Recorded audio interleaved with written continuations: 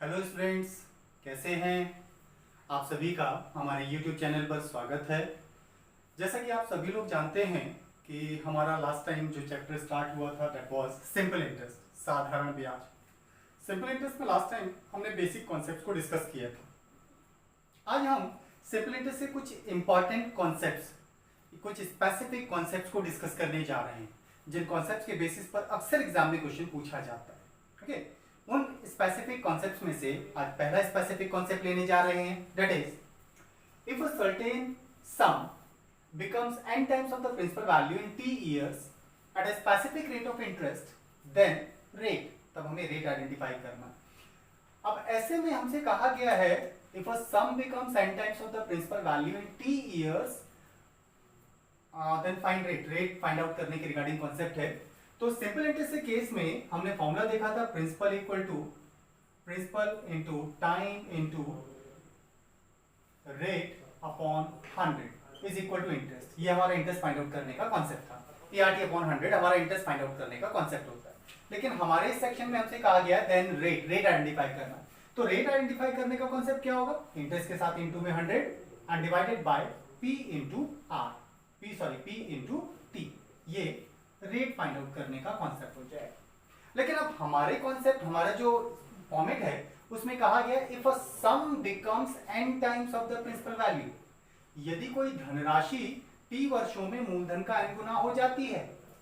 धनराशि n गुना हो जाती है कहा गया, ब्याज n गुना हो जाता है ऐसा नहीं कहा गया। t वर्षों के बाद की वैल्यू है, आफ्टर t इयर्स का वैल्यू दिया गया, इसका मतलब प्रिंसिपल है नहीं। इंटरेस्ट कहा नहीं गया तो डेट मींस अमाउंट की वैल्यू। सो अमाउंट की वैल्यू प्रिंसिपल वैल्यू का n टाइम हो जाता है ऐसा कहा गया। हमारे फॉर्मेट के अकॉर्डिंग हमसे कहा गया था कि अमाउंट की वैल्यू प्रिंसिपल वैल्यू का n टाइम्स हो जाता है। लेकिन अमाउंट की इस वैल्यू को रेट के अंदर तो यूज किया ही नहीं जा सकता, क्योंकि रेट में तो इंटरेस्ट, प्रिंसिपल और टाइम ये वैल्यू चाहिए। और इंटरेस्ट, प्रिंसिपल और टाइम में से हमारे पास प्रिंसिपल वैल्यू p, टाइम हमारे स्टेटमेंट के अकॉर्डिंग t कहा गया है, लेकिन इंटरेस्ट गिवन नहीं। इंटरेस्ट फाइंड किया जा सकता है, अमाउंट में से प्रिंसिपल को माइनस कर दें तो बाकी सारी वैल्यू हमारी इंटरेस्ट होती है।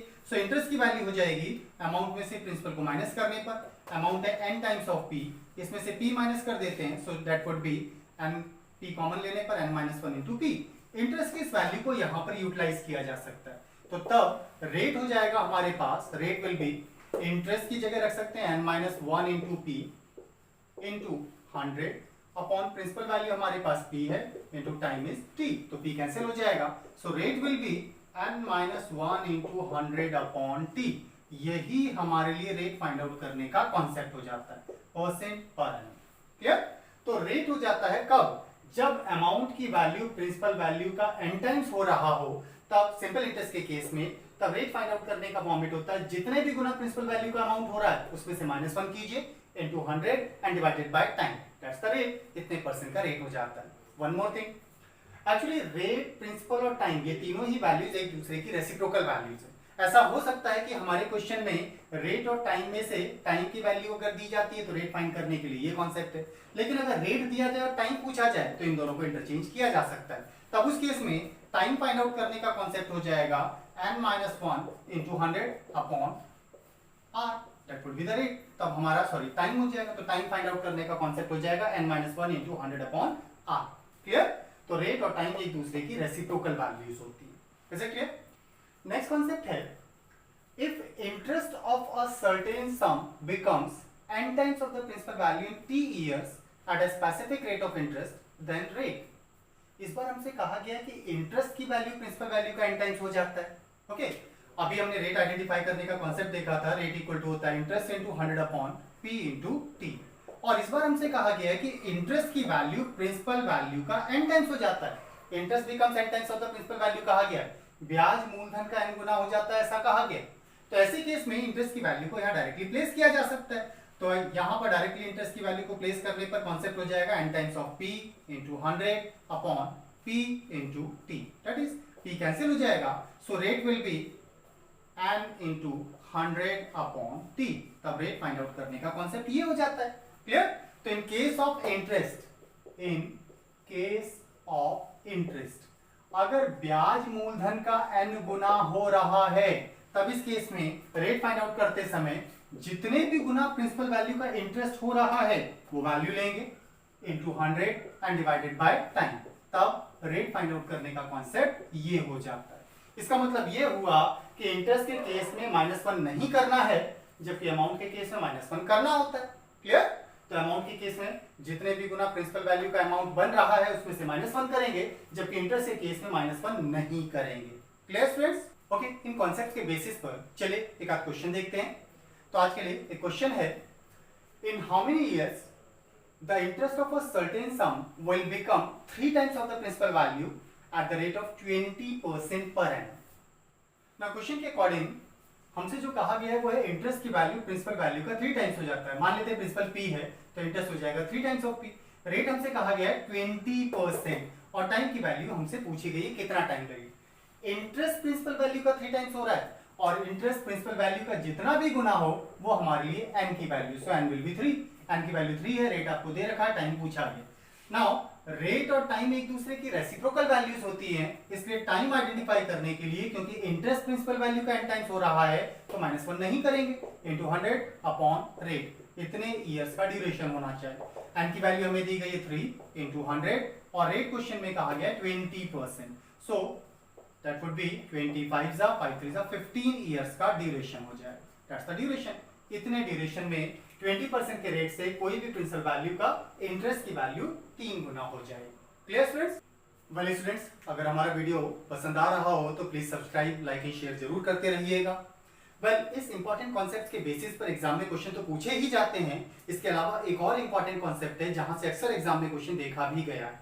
ओके, और वो इंपॉर्टेंट कॉन्सेप्ट है, if a certain sum becomes n1 times of the principal value in t1 years and n2 times of the principal value in t2 years, then अब हमसे कहा गया है if a certain sum becomes n1 times of the principal value in t1 years, that means अब कहा गया है कि t1 years में कोई एक certain value का जो अमाउंट है, क्योंकि इंटरेस्ट कहा नहीं गया है, certain sum becomes n1 times of the principal value कहा गया है, इसका मतलब एक स्पेसिफिक ड्यूरेशन के बाद की वैल्यू तो प्रिंसिपल तो होगी नहीं, इंटरेस्ट कहा नहीं गया तो अमाउंट होना चाहिए। तो t1 इयर्स के अमाउंट की वैल्यू हमसे कहा गया है प्रिंसिपल वैल्यू का n1 टाइम्स हो जाता है, जबकि t2 इयर्स में अमाउंट की जो वैल्यू है वो हो जाती है n2 times of the principal value. अब ऐसा अगर केस हो तो इस केस में t1 n1 t2 n2 इन चार वैल्यूज के बीच में एक स्पेसिफिक रिलेशन बनता है जिसके बेसिस पर एग्जाम में क्वेश्चन हमसे पूछा जाता है। क्लियर? अब इन चारों के बीच में वो रिलेशन अगर हमें पता हो तो हम डायरेक्टली उस रिलेशन के थ्रू क्वेश्चन को सॉल्व कर सकते हैं। वो रिलेशन क्या है? जब भी एक स्पेसिफिक रेट से यहां पर t1 इयर्स में n1 times of the principal value होने में जो भी रेट रहा हो उसी रेट से, इसका मतलब यहां पर भी रेट अगर सेम हो और t2 इयर्स में अमाउंट की value n2 times of the principal value हो जाती है, तब ऐसे केस में जितने भी गुना प्रिंसिपल वैल्यू का अमाउंट बन रहा है उसका उसी के टाइम के साथ रेशियो कांस्टेंट होता है। ऐसी सेकंड स्टेटमेंट में जितने भी गुना प्रिंसिपल वैल्यू का अमाउंट हो रहा है उसका उसी के टाइम के साथ रेशियो कांस्टेंट होता है और ये दोनों कांस्टेंट वैल्यूज आपस में बराबर होती है। क्लियर? अब बात करते हैं कि अगर हमारा केस एक certain multiple time of the principal value होने का इंटरेस्ट बेस है तो फिर -1 नहीं करते, जबकि अमाउंट बेस कॉन्सेप्ट में -1 करना होता है और ये हमारा अमाउंट बेस कॉन्सेप्ट है, तो जितने भी गुना प्रिंसिपल वैल्यू का अमाउंट हो रहा है उसमें से -1 करेंगे। ऐसी सेकंड केस भी अमाउंट का है तो जितने भी गुना प्रिंसिपल वैल्यू का अमाउंट हो रहा है उसमें से -1 करेंगे। ये कॉन्सेप्ट बन जाता है अमाउंट फॉर्मेट का। इसका मतलब जब भी अमाउंट प्रिंसिपल वैल्यू का दो अलग अलग ड्यूरेशन में दो अलग अलग multiple times of the principal value हो रहा हो तो जितने भी गुना प्रिंसिपल वैल्यू का अमाउंट हो रहा है उसमें से -1 करेंगे और उसका उसी के टाइम के साथ रेशियो सेकंड वैल्यू का जितने भी गुना प्रिंसिपल वैल्यू का अमाउंट बन रहा है उसमें से -1 करेंगे, उसका उसी के टाइम के साथ रेशियो आपस में बराबर लेके क्वेश्चन को सॉल्व कर देंगे। बट ये केस किसका है? इन केस ऑफ अमाउंट के केस में हम ऐसा करेंगे। लेकिन ये अमाउंट का केस ना हो कि अगर इंटरेस्ट का केस होता, इन केस ऑफ इंटरेस्ट, अगर ये इंटरेस्ट का केस होता तो इंटरेस्ट के केस में तो -1 नहीं करते, इसका मतलब तब कंडीशन बनती n1 upon t1 is equal to n2 upon t2, तब हमारी कंडीशन ये हो जाती। अमाउंट के केस में -1 करना होता है, इंटरेस्ट के केस में -1 नहीं करना होता है। Clear students? एक और इंपॉर्टेंट बात, ये जरूरी नहीं है कि हमें दिए जाने वाले क्वेश्चन के दोनों पार्ट्स अमाउंट बेस्ड या दोनों पार्ट इंटरेस्ट बेस्ड हो।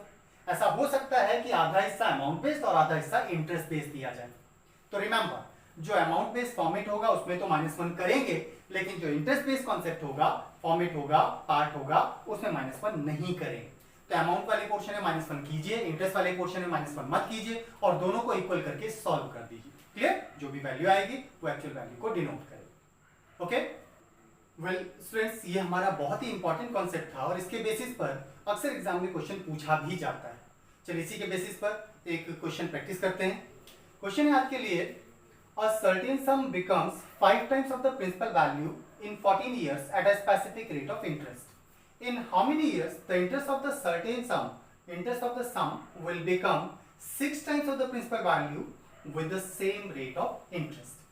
क्वेश्चन के अकॉर्डिंग कोई वैल्यू है जो कितना हो जाती है, क्वेश्चन के अकॉर्डिंग हमसे कहा गया 5 times of the principal value हो जाती है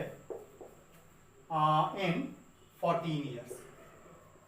अब ये 5 टाइम्स वाली जो कंडीशन दी गई है 14 ईयर्स के लिए, ये इंटरेस्ट बेस्ड कॉन्सेप्ट है या फिर अमाउंट बेस्ड? तो हमसे कहा गया certain sum becomes 5 times of the principal value in 14 years. After 14 years duration है, प्रिंसिपल हो नहीं सकता। ओके, इंटरेस्ट कहां नहीं गया, तो इसका मतलब ये अमाउंट का केस हो गया, तो ये अमाउंट की कंडीशन। आगे कहा गया है in how many years the interest of the sum will become 6 times of the principal value. इस बार तो साफ साफ कहा गया इंटरेस्ट बिकम्स, इसका मतलब ये इंटरेस्ट की कंडीशन है। Interest becomes 6 times of the principal value in how many years. ये हमसे पूछा गया विद द सेम रेट, दोनों कंडीशन के लिए रेट सेम है, दैट इज सेम रेट से दोनों कंडीशन में कहा गया। अगर रेट की वैल्यू दोनों कंडीशन में सेम है तो ऐसे केस में जो भी अमाउंट वाली वैल्यू दी गई इसमें से -1 करेंगे डिवाइडेड बाय उसी का time, will equal to interest वाले केस में -1 नहीं करते हैं, डिवाइडेड बाय टाइम। इसको सिंपलीफाई करते हैं, जो भी आता है वो आंसर। तो that is 4/14 equal to 6 by question mark. तो 2 7 and 2 3 that is 7 3s are 21 years में इंटरेस्ट की वैल्यू प्रिंसिपल वैल्यू का 6 टाइम्स हो जाए। Clear students? आज हम अपने सिंपल इंटरेस्ट के कॉन्सेप्ट को यहीं पर वाइंड अप करते हैं और इसके साथ ही अभी हमारे पास एक और इंपॉर्टेंट कॉन्सेप्ट बचा हुआ है सिंपल इंटरेस्ट का है, वो है इंस्टॉलमेंट बेस्ड क्वेश्चंस। और इंस्टॉलमेंट बेस्ड क्वेश्चंस भी एग्जाम में क्योंकि पूछे जाते हैं तो इंपॉर्टेंट सेक्शन है, उसको हम नेक्स्ट वीडियो लेक्चर में लेंगे। आज के लिए इतना ही। Thank you for today. अगर हमारा वीडियो पसंद आता है तो please subscribe, like and share जरूर कीजिएगा। साथ ही हमें टेलीग्राम पर ज्वाइन कीजिए ताकि आपके जो भी डाउट्स वगैरह होते हैं उन्हें हम टेलीग्राम के अपने लिंक के अंदर डिस्कशन ग्रुप के थ्रू आपके क्वेश्चंस को रिजॉल्व करवा सकें। इसलिए जरूरी है कि आप हमें टेलीग्राम पर भी ज्वाइन करें। साथ ही हमारे फेसबुक पेज को भी लाइक कीजिएगा। आज के लिए इतना ही। Thank you students. हमारे YouTube चैनल को सब्सक्राइब कीजिए। हमारे YouTube चैनल का एड्रेस है home study by Govind sir और हमारा टेलीग्राम एड्रेस है दिस वन। इसके अलावा हमारे फेसबुक पेज को लाइक कीजिए। हमारा फेसबुक पेज का एड्रेस सेम वही है जो हमारे YouTube चैनल का एड्रेस है, that is home study by Govind sir. Thank you.